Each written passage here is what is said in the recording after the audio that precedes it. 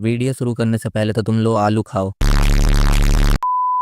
एक लड़का जो अपने फ्यूचर पे फोकस करना चाहता है, लेकिन उसकी लाइफ में दो लड़कियां आती हैं। उनमें से एक लड़की उसके दोस्त की छोटी बहन होती है जो कि उसे हमेशा परेशान करते रहती है, और दूसरी लड़की उसके बॉस की बेटी होती है जिसका ख्याल उसे रखना होगा, वो भी नकली बॉयफ्रेंड बनकर। तो क्या वो उन दोनों से परेशान होते हुए अपना फ्यूचर सिक्योर कर पाएगा? तो कहानी की शुरुआत में हमें हमारे मेन कैरेक्टर आकितीरो उबोशी को दिखाया जाता है, जो कि अपने घर जाते हुए एक थ्योरी के बारे में बात कर रहा था, जिसमें लोग अपने क्रश के साथ बुरा व्यवहार करते हैं। लेकिन वो थ्योरी उसे बकवास लगती थी, क्योंकि लॉजिकली सोचने में लगता है कि अगर वो ऐसा करेंगे तो उसका क्रश उससे नफरत करने लगेगा। उसके बाद वो अपने घर तक पहुंच जाता है, लेकिन वो देखता है कि उसके रूम का डोर खुला हुआ है, इसलिए वो अंदर जाता है और उसके रूम के अंदर कोई लड़की होती है जो कि तेज म्यूजिक बजा रही थी। तो वो गुस्से में आकर जल्दी से म्यूजिक प्लेयर का प्लग निकाल कर कहता है, तुम्हें ये सब इतना तेज नहीं बजाना चाहिए। और इस लड़की का नाम है इरुहा काहिनाता। वो कहती है, सेनपाई तुम्हें नॉक करके अंदर आना चाहिए। तो आकितीरो कहता है, ये मेरा रूम है और इसीलिए मैं कह रहा हूँ आवाज कम रखो, नहीं तो पड़ोसियों को दिक्कत होगी, और जबकि तुम्हारे पास हेडफोन्स हैं तो तुम उन्हें लगाकर क्यों नहीं सुनती। तो इरुहा कहती है, यानी कि तुम जानना चाहते हो कि मैं ये क्यों पहनती हूँ, क्या तुम मुझे पसंद तो नहीं करने लग गए। आकितीरो कहता है, मुझे तुमसे कोई फर्क नहीं पड़ता। तो इरुहा उसके मजे लेने लगती है। उसके बाद वो कहती है, लेकिन तुम्हें ये देखना तो चाहिए था कि कोई अंदर है या नहीं, कहीं मैं कपड़े बदल रही होती तो, या फिर तुम मेरे साथ कुछ गलत करने वाले हो। और वो पुलिस को बुलाने लगती है। आकितीरो कहता है, हाँ बुला लो पुलिस को, बल्कि क्यों ना मैं तुम्हें कॉल करके दूं, ये लो। वो कहती है, तुम्हें क्या लगता है पुलिस ऑफिसर मेरी बात से ज्यादा तुम पर भरोसा करेगा। तो आकितीरो हमें बताता है, ये लड़की एक ऐसी क्रीचर है जिसे तब तक खुशी नहीं होती जब तक ये मुझे अपने कंट्रोल में न रख ले। इरुहा कहती है, अगर तुम्हें बुलाना है तो बुला लो, फिर देखा जाएगा कि कौन फंसता है। और आकितीरो की नजर गलत जगह चली जाती है तो वो अपना मुंह घुमा लेता है। तो ये देखकर वो कहती है, तुम देख सकते हो मेरे पास सबूत है, जिसमें कि साफ साफ पता चल रहा है कि तुम्हारे रूम की चाबी मेरे पास है। आकितीरो कहता है, मैंने वो चाबी तुम्हें इसीलिए नहीं दी थी। इरुहा फिर से उसे छेड़ते हुए कहती है, मुझे पता है तुम मुझे कमरे से निकाल कर इस बिस्तर पे अपना मुंह घुसाने वाले हो, क्योंकि इसमें मेरी खुशबू है। तो वो कहता है, घंटा सूंघने वाला हूँ, और वो उसके ऊपर स्प्रे कर देता है। तो इरुहा कहती है, तुम्हें ऐसे मेरे ऊपर स्प्रे नहीं कर देना चाहिए। आकितीरो कहता है, मैं तुम्हारी 1% खुशबू भी यहाँ पर नहीं रहने दूंगा, और अगर तुम चाहती हो कि मैं ऐसा ना करूँ तो तुम्हें शांत होना होगा। इरुहा कहती है, तुम्हें अपनी बेबी सिस के साथ इस तरह बर्ताव नहीं करना चाहिए। तो कहता है, तुम मेरी बहन नहीं हो। इरुहा कहती है, तुम मेरे भाई के दोस्त हो तो मैं तुम्हारी मुंह बोली बहन हुई। पर वो कहता है, नहीं तुम एक अजनबी औरत हो। तो इरुहा कहती है, अगर मेरे भाई की और तुम्हारी शादी हो जाएगी तो मैं तुम्हारी सच में बहन बन जाऊंगी। तो कहता है, ये तुम अजीब बातें कर रही हो। फिर वो हंसते हुए कहती है, सेनपाई तुम क्यूट लगते हो जब मैं तुम्हें परेशान करती हूँ। तभी आकितारू के फोन पे किसी का कॉल आता है और उस पर लिखा था प्रेसिडेंट सुकीनोमोरी। इसलिए वो इरुहा से कहता है, मुझे एक इम्पोर्टेंट कॉल अटेंड करनी है, इसलिए तुम यहाँ से चली जाओ। पर इरुहा कहती है, मैं शांत रहूंगी। तो आकितारू हमें बताता है, जिस बंदे का कॉल आया है वो हनी प्लेस वर्क यानी HPW का एक प्रेसिडेंट है, जो कि एक बड़ी एंटरटेनमेंट कंपनी है। सुकीनोमोरी कॉल उठाकर कहता है, बहुत वक्त हो गया आकितारू तुमसे बात किए हुए। तो आकितारू कहता है, तो प्रेसिडेंट बताइए क्या काम है। तो वो बंदा कहता है, अभी तो हम दोनों अकेले बात कर रहे हैं, इसलिए तुम्हें ऐसे नहीं दिखाना चाहिए कि हम कभी मिले ही नहीं है। क्या तुम अपने अंकल को रुलाना चाहते हो? तो आकितारू उससे पूछता है, क्या आपने मुझे एम्प्लॉयमेंट एप्लीकेशन के लिए कांटेक्ट किया है? तो सुकीनोमोरी कहता है, हाँ, लेकिन जो तुमने प्रेजेंटेशन तैयार की थी उस हिसाब से लगता है कि तुम्हें अभी कुछ भी नहीं पता। तो आकितारू पूछता है, तो क्या आप मुझे हायर नहीं करेंगे? तो कहता है, मैंने ऐसा तो नहीं कहा, मैं अपने प्यारे भतीजे पर एक एहसान तो कर ही सकता हूँ, लेकिन तुम्हें कुछ शर्तों पर राजी होना पड़ेगा। तो पहली शर्त ये है कि आकितारू बताओ तुम्हारी कोई गर्लफ्रेंड तो नहीं है। तो ये सुनते ही इरुहा का शैतानी दिमाग काम करने लगता है। तो आकितारू से सारे में ही बोलता है, अगर तुमने कुछ भी किया तो मैं तुम्हें यहाँ से निकाल दूंगा। पर वो उसकी बात नहीं सुनती और उसके पास आकर बिल्ली की आवाज निकालने लगती है। फिर सुकीनोमोरी पूछता है, क्या तुम्हारे साथ कोई है? तो आकितारू बताता है, मैंने हाल ही में एक बिल्ली पाली है। तो पूछता है, कौन सी ब्रीड की? लेकिन आकितारू को तो बिल्ली के ब्रीड के बारे में पता ही नहीं है। तो इरुहा उसे छेड़ते हुए कहती है, बहुत बुरा होगा अगर उन्हें पता चल गया कि तुम्हारे साथ एक लड़की है। तो आकितारू कहता है, अगर तुमने ये बेवकूफी की तो। पर वो उसकी बात नहीं मानती और उसे छेड़ने लगती है। तो उधर से सुकीनोमोरी उससे पूछता, क्या हो गया तुम्हें, कुछ बोल क्यों नहीं रहे? आकितारू कहता है, वो मेरी बिल्ली फोन पर पंजा मार रही थी, इसीलिए मैं उसे डिसिप्लिन सिखाऊंगा। और वो उसे शांत करने लगता है, पर वो फिर भी मियाओ मियाओ बोल रही थी। सुकीनोमोरी कहता है, बड़ी प्यारी बिल्ली है, इसकी आवाज बहुत अच्छी है, इसीलिए इसका ख्याल रखना। चलो अब मेरी मीटिंग है तो मैं तुम्हें बाद में कांटेक्ट करके बाकी शर्तें बता दूंगा। फिर वो कॉल कट कर देता है। तो आकितारू इरुहा को डांटने लगता है कि तुम्हें ये सब नहीं करना चाहिए था। पर इरुहा कहती है, मुझे प्यास लगी है। तो आकितारू कहता है, अच्छा ठीक ठीक है, जाओ और फ्रिज में से टमाटो जूस लेकर पी लो। तो कहती है अरे वाह सेनपाई, तुमने तो मेरा दिल खुश कर दिया, और वो उसे आई लव यू भी बोलती है। और आकितिरो उसे ज्यादा सीरियस नहीं लेता। उसके बाद अगले दिन उसके स्कूल का सीन दिखाया जाता है, जहाँ पर वो अपनी क्लास में बैठकर किसी के नोट्स को लिख रहा था और कह रहा था जिंदगी बहुत छोटी होती है, इसलिए मैं अपना टाइम बिल्कुल भी खर्च नहीं करता, लेकिन आजकल के हाई स्कूल के बच्चों को तो दुनिया से परवाह ही नहीं है, और मैं टाइम वेस्ट नहीं करूंगा और अपने फ्यूचर के लिए कड़ी मेहनत करूंगा। तभी सामने वाले बंदे का इरेजर गिर जाता है, तो आकितिरो उसके इरेजर को उठाकर उस बंदे को देता है, और वो बंदा आकितिरो से कहता है मुझे तो पता ही नहीं था कि तुम क्लास में भी मौजूद हो। आकितिरो कहता है अरे तुम्हारा ध्यान कहाँ रहता है? तो वो बंदा बोलता है अरे सॉरी सॉरी। फिर कुछ देर बाद वहाँ पर एक बंदा आता है जिसे कि आकितिरो उसकी नोटबुक दे देता है और कहता है मैंने सारे नोट्स को कॉपी कर दिया है। तो बंदा उसे थैंक यू बोलता है। फिर आकितिरो हमें बताता है इसका नाम कोहिनाता उजुमा है और ये मेरा सबसे अच्छा दोस्त है। उजुमा उससे कहता है तो क्यों ना मैं तुम्हें इसके बदले एक अच्छी सी ट्रीट पर ले जाऊं, पर वो कहता है नहीं नहीं इसकी कोई जरूरत नहीं है। पर उजुमा कहता है तुम हर बार मेरे बोझ को उठाते हो तो मुझे इतना तो करने दो। तो आकितिरो कहता तुम कितने अच्छे इंसान हो। तो उजुमा कहता है मुझे तुम्हारा नेचर हमेशा से पसंद आया है, एक ऐसा लड़का जो कि अपनी जिंदगी को मिनिमम से मैक्सिमम कर रहा है, यानी कि तुम अपने दिल की बात साफ साफ जाहिर कर देते हो। तो आकितिरो कहता है मैं अपनी इमोशंस को कभी भी झूठ के जरिए नहीं कहता। उजुमा कहता है तुम अजीब हो, लेकिन ये तुम्हारी वही वाली साइड है जो तुम्हें तुम बनाती है। आकितिरो कहता है मुझे गलत मत समझना, लेकिन मैं जो कुछ भी करता हूँ सब कुछ सोच समझ कर करता हूँ। उजुमा कहता है लेकिन ये बात भी है कि तुम हम सबको साथ में लेकर चलते हो, और एक मेरी बहन को देख लो, हमेशा नखरे करते रहती है, और मुझे पता है कि वो पक्का कल भी तुम्हारे घर गई होगी, है ना? तो कहता है हाँ। उजुमा कहता है आकितिरो तुम्हें पता है मुझे लगता है कि वो तुम्हें पसंद करती है, पर वो कहता है नहीं ऐसा तो हो ही नहीं सकता, उसे बस मुझे परेशान करने में मजा आता है। उजुमा कहता है शायद ये उसका प्यार दिखाने का तरीका है। आकितिरो कहता है फिर से तुमने वही बकवास थ्योरी कह दी, ऐसा तो कभी हो ही नहीं सकता कि अगर वो मुझे पसंद करती तो वो मुझसे इस रिस्क पर परेशान करती कि मैं उससे नफरत करने लगूं। उजुमा कहता है मुझे पूरा यकीन है कि लड़कियां ऐसे नहीं सोचती। आकितिरो कहता है वैसे भी मुझ जैसे एवरेज लड़के को कौन ही लड़की पसंद करेगी, पर उजुमा कहता है मुझे तो ऐसा नहीं लगता, तुम काफी पॉपुलर हो। आकितिरो कहता है तुम जैसा हॉटी क्या जाने हम जैसे बंदों का क्या हाल होता है। तभी वहाँ पर एक औरत आती है जो कि उनकी होम रूम टीचर है और साथ में मैथ टीचर भी, और इसका नाम थोड़ा लंबा है, कागेसी सुमीरे AKA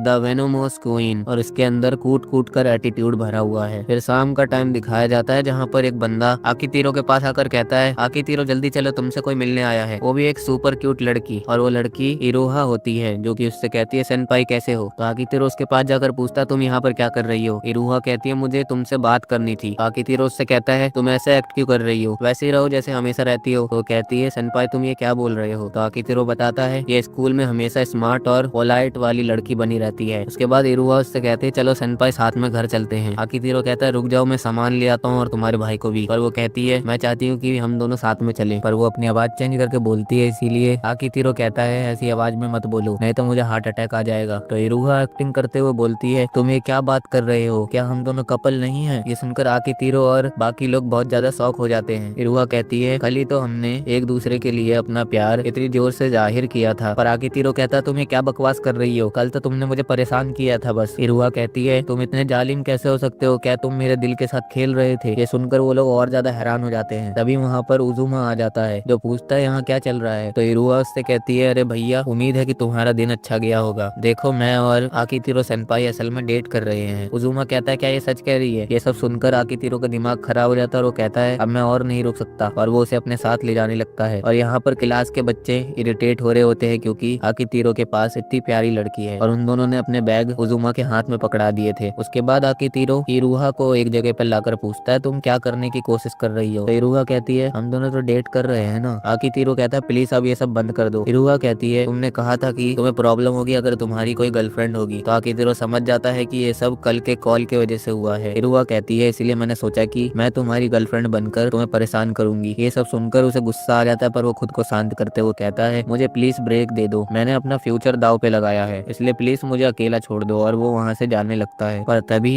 इरोहा उसे पीछे से पकड़ के कहती है तुम बहुत ज्यादा बुरे हो सेनपाई, तुम्हें दिखता क्यों नहीं है। आकितिरो कहता है तुम क्या कर रही हो, पर इरोहा कहती है मैं बस चाहती हूँ कि तुम मेरी तरफ देखो। ये सारी बातें सुनकर आकितिरो की हार्ट बीट तेज होने लगती है। इरोहा आगे कहती है तुम मुझ पर बिल्कुल भी ध्यान नहीं देते, इसीलिए मैं तुम्हें हर वक्त परेशान करती रहती हूँ। मुझे पता है कि तुम अपने फ्यूचर को लेकर सीरियस हो, लेकिन तुम किसी ऐसी चीज पर ध्यान दे रहे हो जो कि बहुत ज्यादा दूर है। क्या तुम ये भी नहीं देख सकते कि तुम्हारे चारों तरफ क्या चल रहा है। प्लीज मुझे पीछे मत छोड़ना, मैं चाहती हूँ कि हम हमेशा साथ रहें। ये सब सुनकर आकितिरो का दिमाग काम करना बंद कर जाता है और वो ये सोचने लगता है कि अब उसे क्या करना चाहिए। पर तभी इरुहा हंसते हुए कहती है, पकड़ लिया। मुझे पता है कि ये सब सुनकर तुम्हारी उम्मीदें बढ़ गई थी, मैं सही कह रही हूँ ना? लेकिन सच में तुम बहुत ज्यादा क्यूट लग रहे हो सेनपाई। तो बताओ तुम्हें कैसा फील हुआ? क्या तुम इतने शर्मा गए हो कि तुम्हारा चेहरा शर्म से लाल हो गया है? और वो उसे छेड़ने लगती है। ये सब सुनकर आकितिरो गुस्सा आ जाता है और वो जोर से चिल्लाकर कहता है, अब से मैं तुम्हारी किसी भी बात पर यकीन नहीं करूंगा। तो इरुहा उसे चिढ़ाकर वहाँ से भागने लगती है। फिर रात का सीन दिखाया जाता है जहाँ पर आकितिरो सुकीनो मोरी से मिलने के लिए आया था। सुकीनो मोरी बताता है, यहाँ पर कोई और भी है जो तुमसे मिलने आया है, लेकिन क्यों ना उससे पहले हम अकेले में कुछ बात कर लें। तो आकितिरो बोलता है, ठीक है। तो फिर सुकीनो मोरी उसके सामने एक गेम रखकर कहता है, मुझे यकीन नहीं हो रहा कि तुमने ये अकेले बना लिया। आकितिरो कहता है, मैंने ये अकेले नहीं किया, मेरी टीम ने मेरे साथ मिलकर ये किया है। तो सुकीनो मोरी हमें बताता है, इस टीम का नाम है फिफ्थ फ्लोर अलायंस, और उनके अलायंस में से पहला बंदा है जो कि प्रोग्राम करता है और उसे ओजी कहा जाता है, यानी कि ओजुमा। और इसमें से एक इलिस्ट्रेटर है जिसका नाम है मुरासाकी शिकिबु सेंसे, यानी कि वो उनकी टीचर है। और दूसरी सिनेरियो है माकिगाई नमाको, और उनमें से दो है मिस्टीरियस वॉइस एक्टर, और अपना आकितारू उसमें प्रोड्यूसर और डायरेक्टर है। आकितिरो कहता है, अगर हमारी टीम में इनमें से एक भी इंसान नहीं होता तो ये गेम कभी नहीं बन पाती। सुकीनो मोरी कहता है, हाँ तुम सही कह रहे हो, मुझे भी नहीं लगता कि मैं तुम्हारी एज में इतना अच्छा गेम बना पाता, और तुमने इसे इतने अच्छे से बनाया कि कुछ महीनों में ही तुमने 1 मिलियन डाउनलोड्स क्रॉस कर लिए। आकितिरो कहता है, लेकिन मैं अभी भी आपकी कंपनी के आसपास भी नहीं हूँ। सुकीनो मोरी कहता है, लेकिन तुम्हें HPW से खुद को कंपेयर करने की जरूरत नहीं है, क्योंकि तुम अपनी एज के हिसाब से काफी ज्यादा इंटेलिजेंट हो। फिर आकितिरो कहता है, तो अब आप बता सकते हैं कि आपने जो दिन शर्तें बताई थी वो सब क्या है? और सुकीनो मोरी कहता है, चलो पहले खाना ऑर्डर कर लेते हैं। तो वहाँ पर एक वेट्रेस आती है जो कि उनका ऑर्डर लेने आई थी, पर सुकीनो मोरी उसके साथ फ्लर्ट करने लगता है, जिससे कि वो वहाँ से शर्मा कर चली जाती है। आकितिरो कहता है, आपको इस तरीके से बिहेव नहीं करना चाहिए। पर सुकीनो मोरी कहता है, उधर देखो। तो वो भी उधर देखता है जहाँ पर वो लड़की बहुत ज्यादा शर्मा रही होती है। तो सुकीनो मोरी कहता है, तुम देख सकते हो, मैंने बस एक बार ट्राई किया और वो कितना शर्मा गई, अगर मैं 2-3 बार और ऐसे करूंगा तो वो मेरी बन जाएगी। आकितिरो अपने मन में कहता है, मुझे यकीन नहीं हो रहा कि ये बुड्ढा इतना ज्यादा ठरकी है। उसके बाद वो वॉशरूम के लिए आता है जहाँ पर एक नोटिस लगा था कि लॉक टूटा हुआ है, इसीलिए नॉक करके ही अंदर जाएं। पर वो सोच में पड़ा हुआ था, इसीलिए वो उस नोटिस को नहीं पढ़ता और गेट खोल देता है। जहाँ पर एक बहुत ही प्यारी लड़की होती है जो कि उसे देखकर बहुत जोर से चिल्लाती है और उसे पंच मार देती है। और दूसरी तरफ इरुहा बोर हो रही होती है तो उससे उसकी साथी पूछती है, मुझे ये बताओ तुम्हारे और आकितिरो के बीच में क्या चल रहा है? तो बोलती है, मेरे और सेनपाई के बीच में कुछ नहीं चल रहा। उसके बाद वापस से इस तरफ का सीन दिखाया जाता है जहाँ पर आकितिरो उससे पूछता है, आखिर ये लड़की कौन है? सुकीनो मोरी से बताता है, तुम्हें याद नहीं है बचपन में तुम इसके साथ खेलने आते थे? तो उसे पहचान जाता है और कहता है, क्या ये माशिरू है? और ये इसकी कजन है। फिर आकितिरो उससे पूछता है, वैसे ये यहाँ क्या कर रही है? तो सुकीनो मोरी बताता है, इसका लेना देना मेरी शर्तों से है, और शर्त ये है कि मैं चाहता हूँ तुम माशिरू के नकली बॉयफ्रेंड बनने का नाटक करो जब तक तुम ग्रेजुएट नहीं हो जाते। तो ये सुनकर दोनों हैरान हो जाते हैं। आकितिरो पूछता है, आप क्या चाहते हैं, फिर से बताइए। तो कहता है, मैं चाहता हूँ कि तुम इसके नकली बॉयफ्रेंड बन जाओ। माशिरू भी पूछती है, आप ऐसा क्यों कर रहे हैं? तो सुकीनो मोरी कहता है, मैं तुम्हारी जिद पूरी करने के लिए ये कर रहा हूँ। तुम्हें याद है ना, तुमने कहा था कि तुम अब उस स्कूल में नहीं पढ़ना चाहती, और मैं इसलिए ऐसा कर रहा हूँ ताकि दूसरे स्कूल में बाकी लड़के तुम पर बुरी नजर न डालें। आकितिरो पूछता, क्या वो ट्रांसफर ले रही है? तो सुकीनो मोरी कहता है, हाँ सब इंतजाम हो गया, लेकिन पर माशिरू कहती है, प्लीज उसे मत बताइए। और सुकीनो मोरी कहता है, तुम्हें पता है मुझे इसे बताना ही पड़ेगा। और वो आकितिरो से कहता है, बात यह है कि माशिरू ने हाई स्कूल को एक बार भी अटेंड नहीं किया है। आकितिरो पूछता है, इसका मतलब माशिरू स्कूल एक बार भी नहीं गई है? तो सुकीनो मोरी कहता है, हाँ, लेकिन अगर मैंने तुम्हें बताया कि ये किस लिए नहीं जाती तो उसे बताने में मुझे पूरी रात लग जाएगी। तो आकितिरो कहता है, मुझे ये जानने की कोई जरूरत नहीं है कि वो किस वजह से हाई स्कूल नहीं जाती थी, मुझे बस इतना पता है कि आप चाहते हैं कि मैं उसकी जिम्मेदारी लूं, और मुझे इतनी ही जानकारी की जरूरत है। तो सुकीनो मोरी कहता है, लगता है तुम समझ गए, तो बताओ माशिरू, क्या तुम इसके लिए तैयार हो? तो माशिरू कहती है, मुझे ये आइडिया पसंद नहीं आया, लेकिन मैं इसके लिए तैयार हूँ। तो आकितिरो उससे हाथ मिलाने के लिए अपना हाथ आगे बढ़ाता है, लेकिन वो उसके हाथ को झटक कर कहती है, मुझसे ज्यादा फ्रेंडली होने की जरूरत नहीं है। आकितिरो कहता है, कोई बात नहीं। सुकीनो मोरी कहता है, लगता है तुम लोगों की बहुत अच्छी बनेगी। तो दोनों कहते हैं, आप ये क्या कह रहे हैं? तो कहता है, देखो तुम दोनों की सोच कितनी मिल रही है। फिर वो सीरियस होते हुए कहता है, और आकितिरो कुन, तुम्हें पता है तुम सिर्फ उसके नकली बॉयफ्रेंड बनने का नाटक करोगे, और मुझे यकीन है कि मुझे इससे आगे की बात समझाने की जरूरत नहीं है। तो आकितिरो कहता है, आप चिंता मत कीजिए, वो वैसे भी मुझसे नफरत करती है। सुकीनो मोरी कहता है, ठीक है, तो तुम कल से ही ये शुरू कर सकते हो। तो वो कहता है, यस सर। आकितिरो को दिखाया जाता है जो कि अपने क्लासरूम में जा रहा था, लेकिन तभी वहाँ पर इरुहा आती है जो कि उससे कहती है, गुड मॉर्निंग सेनपाई। तो वो भी उसे गुड मॉर्निंग कहकर जाने लगता है, लेकिन इरुहा कहती है, सेनपाई आज तुम अजीब बिहेव क्यों कर रहे हो? कहीं तुम मुझसे कुछ छुपा तो नहीं रहे हो? क्या इसका कल HPW के प्रेसिडेंट के साथ तुम्हारी मीटिंग से कोई लेना देना है? तो ये सुनकर आकितिरो अपने मन में कहता है, यार इतना कुछ कैसे समझ जाती है? और वो उससे कहता है, मुझे कुछ नहीं हुआ और वो वहाँ से जाने लगता है। तो वो कहती है नहीं तुम्हें मुझे बताना ही होगा, और वो उसके पीछे जाने लगती है। उसके बाद हमें उसके क्लासरूम का सीन दिखाया जाता है जहाँ पर माँ शीरू आ गई होती है और वो अपना इंट्रोडक्शन पूरे क्लास के स्टूडेंट्स को देती है, लेकिन वो सबको देखकर इतना घबरा जाती है कि वो कह देती है कि मैं आकितीरू की गर्लफ्रेंड हूँ। तो ये सुनकर सब लोग बहुत ज्यादा शॉक हो जाते हैं और वो कहने लगते हैं कि इतनी क्यूट लड़की ऐसे बेकार लड़के को डेट कर रही है। तभी आकितीरू का एक दोस्त उठकर कहता है मुझे एक सवाल पूछना है, तुम आकितीरू से कहाँ मिली थी? तो ये सुनकर माँ शीरू को कुछ समझ नहीं आता, इसीलिए वो टॉयलेट का नाम ले लेती है। तो ये सुनकर वो लोग हैरान हो जाते हैं कि ये दोनों टॉयलेट में कैसे मिले। फिर माँ शीरू कहती है लगता है मैं भूल गई, प्लीज मुझसे इस बारे में ज्यादा सवाल मत पूछो, और वो जाकर अपनी बेंच पर बैठ जाती है। आकितीरू अपने मन में कहता है मुझे नहीं लगता कि अब कोई लड़का उसे परेशान करेगा, ये जानने के बाद कि उसका बॉयफ्रेंड है। और वो माँ शीरू से कहता है चलो अब हम अपने मिशन को आगे बढ़ाएंगे। और माँ शीरू कहती है मुझसे बात करने की कोशिश मत करो गंदे लड़के, मैंने अभी तक तुम्हें माफ नहीं किया जो कि तुमने टॉयलेट में किया था। आकितीरू कहता है जब भी मैं तुमसे बात करता हूँ तो तुम्हारा बोलने का टोन कैसे चेंज हो जाता है? माँ शीरू कहती है क्योंकि मैं तुमसे नफरत करती हूँ। आकितीरू कहता है अगर ऐसा ही चलता रहा तो बाकी लोगों को शक हो जाएगा कि हम गर्लफ्रेंड बॉयफ्रेंड नहीं है। और माँ शीरू कहती है जब तक हम दोनों की स्टोरी बिल्कुल सीधी रहेगी तब तक ये बेवकूफ नोटिस नहीं करेंगे कि मैं तुम्हें किस तरह ट्रीट करती हूँ। और हाँ अब मुझसे बात करना बंद कर दो। फिर उजुमा आकितीरू से पूछता है तुमने ये क्यों नहीं बताया कि तुम्हारी एक गर्लफ्रेंड है, क्या तुम इसे सीक्रेट रखना चाहते थे? आकितीरू कहता है मुझे माफ करना उजुमा, लेकिन ये लंबी स्टोरी है, मैं तुम्हें बाद में बताऊंगा। और कुछ देर बाद लंच टाइम हो जाता है तो आकितीरू उसको सब कुछ बता देता है। तो उजुमा उससे कहता है तुम रोम कॉम के हीरो जैसे लग रहे हो। पर ये सुनकर आकितीरू अपने मन में सोचने लगता है कि ये भी कौन कह रहा है जिसके पास इतने अच्छे लुक्स है और इसके पास एक बहन भी है जो कि उससे कॉम्प्लेक्स होती है। नहीं नहीं नहीं वो नहीं होती। उजुमा कहता है चलो ये सब छोड़ो, वैसे इरुहा को तुमसे प्यार है। आकितीरू कहता है ऐसा तो हो ही नहीं सकता। और उजुमा कहता है चलो ठीक है मैं लंच खरीदने जा रहा हूँ। और उसके जाते ही वहाँ पर उसका दूसरा दोस्त आ जाता है जो कि पूछता है अबे आकितीरू तूने गर्लफ्रेंड बना ली और मुझे बताया भी नहीं, लेकिन मैंने तो देखा था कि तुम हमेशा उस छोटी लड़की के साथ फ्रेंडली होते रहते हो। तो ये सुनकर माँ शीरू खड़ी हो जाती है और वो बहुत ही ज्यादा गुस्से में दिख रही होती है। तो आकितीरू से समझाता है कि वो उजुमा की छोटी बहन है, इसीलिए हमारे बीच वैसा कुछ भी नहीं है। उसका दोस्त कहता है पर तुम लोग काफी क्लोज लगते हो। लेकिन आकितीरू टॉपिक चेंज करते हुए कहता है सुजुकी जहाँ तक मुझे याद है तुम्हारी नजर कागेसी सेंसे पर रहती है ना? मैंने सुना है कि उन्हें माचो लड़के पसंद हैं। तो सुनकर सुजुकी के अंदर जोश आ जाता है और वो कहता है अच्छा तो ऐसी बात है तो ठीक है मैं भी माचो मैन बनूंगा, और वो वहाँ से चला जाता है। फिर वो नोटिस करता है कि माँ शीरू उसे घूर रही है तो उससे पूछता है क्या हो गया? माँ शीरू कहती है तुम्हें पता है ना लंच टाइम हो गया तो तुम्हें मेरे लिए लंच खरीद कर लाना होगा, और फिलिंग में सिर्फ सी फूड ही होना चाहिए। आकितीरू कहता है क्या मैं तुम्हारा कोई सर्वेंट हूँ? माँ शीरू कहती है तुम मेरे बॉयफ्रेंड हो इसलिए तुम्हें ये मेरे लिए करना चाहिए, या फिर तुम चाहते हो कि मैं डैड से कहकर ये सारी बातें खत्म करवा दूं? तो ये सुनकर वो घबरा जाता है और कहता है हाँ ठीक है मैं खरीद कर लाता हूँ, और वहाँ से चला जाता है। और कुछ देर बाद वो खाना लेकर आ जाता है और उसे देखकर अपनी बेंच पर बैठकर अपना लंच करने लगता है और अपने मन में सोच रहा होता है वो बस और चिड़चिड़ी होती जा रही है। सुजुकी और मेरी बात सुनकर वो जेलस फील करने लगी? नहीं नहीं ऐसा तो नहीं हो सकता, वो बस मुझसे नफरत करती है। तभी वहाँ पर कागेशी आती है जो कि पूछती है क्या तुम लोगों ने अपना होमवर्क कर लिया? तो एक लड़का खड़ा होकर कहता है सेंसे मैं अपना होमवर्क करना भूल गया। तो ये सुनकर उसे गुस्सा आ जाता है और वो कहती है अपने वादे निभाओ, अपने आप पर सख्त रहो, और अगर कोई गलती हो तो अपने से बड़ों को तुरंत रिपोर्ट करो, और जो इन सब को नहीं कर पाता वो कचरे से भी बदतर है। तो बताओ लड़के अगली बार से ऐसा तो नहीं होगा? तो लड़का कहता है हाँ मैम नहीं होगा। कागेशी कहती है हमारे पास वेस्ट करने के लिए वक्त नहीं है, इसीलिए अपने काम को वक्त पर पूरा करो। आकितीरू अपने मन में सोच रहा होता है एक नई ट्रांसफर लड़की के लिए ये बहुत ज्यादा हो रहा है। उसके बाद कुछ देर बाद का सीन दिखाया जाता है जहाँ पर उनकी क्लास खत्म हो गई थी। तो कागेशी वहाँ से जाने लगती है पर वो रुकती है और आकितीरू को बोलती है तुम मुझे थोड़ी देर में स्टूडेंट काउंसिल ऑफिस में आकर मिलो, मुझे तुमसे असाइनमेंट के बारे में बात करनी है। तो कहता है ठीक है। और उसके जाने के बाद सब लोग उससे पूछते हैं तुमने ऐसा करा क्या है जो तुम्हें उन्होंने बुलाया है? आकितीरू कहता है ऐसा थोड़ी होगा कि वो मुझे मार ही देंगी, मुझे वहाँ जाकर देखना होगा। उसके बाद वो एक ऐसे रूम के बाहर आता है जहाँ पर कोई भी नहीं था। फिर वो अंदर जाता है और वहाँ पर बहुत ही खतरनाक टॉर्चर करने वाले वेपन्स रखे हुए थे। कागेशी उसे देखकर उसे कहती है ठीक है बैठ जाओ। तो आकितीरू बैठ जाता है। फिर वो उसके सामने आकर उससे माफी मांगते हुए कहती है आकितीरू सामा मुझे माफ कर दो। तो आकितीरू कहता है लगता है तुम्हें तुम्हारी गलतियों का एहसास हो गया। तो कहती है मुझे आपसे बहुत ज्यादा डर लग रहा है। तो आकितीरू कहता है अच्छा तो तुमने सारे स्टूडेंट्स को डराया। तो कागेशी कहती है लेकिन मैं तो एग्जाम के लिए सबको तैयार होने के लिए बोल रही थी। एक अकाउंट दिखाकर कहता है मुझे तो लगा कि तुम लाइव स्ट्रीमिंग कर रही हो। तो ये देखकर वो कहती है मुझे काम और सुकून के बीच में बैलेंस बनाकर रखना पड़ता है। फिर आकितीरू हमें बताता है हाँ कागेशी सुमिरे का दूसरा नाम मुरासाकी शिकिबु सेंसे है और वो क्लास में वेनोमुस क्वीन के नाम से जानी जाती है। और इन्हीं सब की वजह से कौन अंदाजा लगा सकता है कि वो फिफ्थ फ्लोर अलायंस की इलस्ट्रेटर है जो कभी भी अपनी डेडलाइन पूरी नहीं करती। फिर वो उससे पूछता है तो बताओ तुमने कितना काम खत्म किया? तो ये सुनकर शिकिबु सिकिबू उसे अपना काम दिखाती है। तो देखकर आकितिरू का दिमाग खराब हो जाता है और वो उसे कहता है चलो अब तुम इस सांड के अंदर जाओ, पर वो कहने लगते नहीं मुझे माफ कर दीजिए आकितिरू सामा। तो कहता है तुम्हें अपना काम वक्त पर करना चाहिए था, फिर तुमने अभी तक एक लाइन भी नहीं बनाई, बेवकूफ कहीं की। सिकिबू बोलती है मैं इसमें कुछ नहीं कर सकती, मेरी तबीयत खराब हो गई थी। आकितिरू कहता है तो तुम्हें रिपोर्ट करनी चाहिए थी ना, पर क्या इससे मेरी फुल इमेज खराब नहीं हो जाएगी। तो ये सुनकर आकितिरू को और गुस्सा आ जाता है और फिर वो उसे पनिशमेंट देने लगता है। फिर उसकी पनिशमेंट खत्म होने के बाद फिर आकितिरू हमें बताता है वो उससे कैसे मिला था। उसके बाद हमें एक फ्लैशबैक दिखाया जाता है जहाँ पर आकितिरू अपने अलायंस में एक मेंबर जोड़ना चाहता था। तो वो एक